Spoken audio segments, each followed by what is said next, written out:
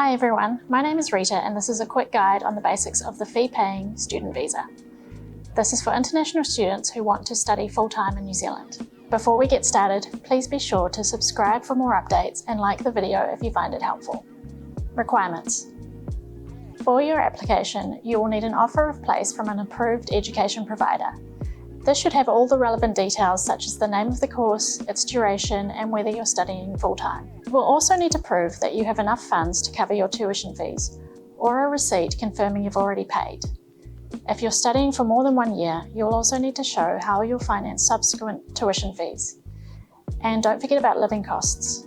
You will need evidence that you have access to 20,000 New Zealand dollars per year, or $1,700 per month. Lastly, you will need to hold travel and medical insurance. This has to cover you from the day you arrive to the day you leave. There are a lot of finance-related requirements for the student visa, so you may wish to use a New Zealand citizen sponsor to help you cover the costs. Many international students are worried about whether English language ability is a requirement of the visa. It technically isn't, but it may be a prerequisite for the course you want to take.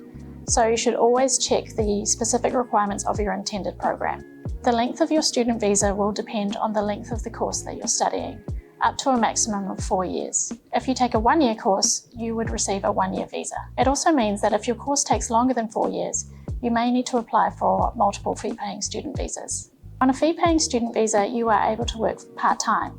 This means up to 20 hours a week during the semester and full-time during the scheduled holidays.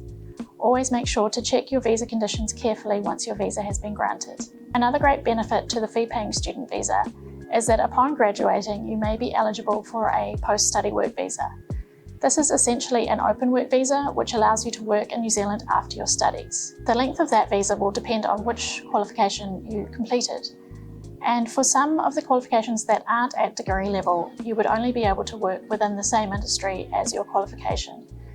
Make sure you know exactly what you'll be eligible for before you enroll in your course, so that there aren't any surprises later on. The post-study work visa is a great way to gain some New Zealand-based work experience that may allow you to springboard onto other types of work visas or even residency in the future. This is not granted to graduates of all courses, so again, make sure you know exactly what you'll be eligible for before you enroll in the course. Another potential benefit is the ability to bring dependent family members with you for the duration of your student visa. Again, this only applies to some qualifications, but you may be able to support your partner and dependent children for visas for the same length as your own visa. And that's our quick guide to the fee-paying student visa. Remember, each application is unique, so be sure to get proper immigration advice if you have any concerns that may cause potential issues. If you found this video helpful, give it a thumbs up and share it with fellow students. Be sure to check out our website for more information and follow our channel for more useful videos.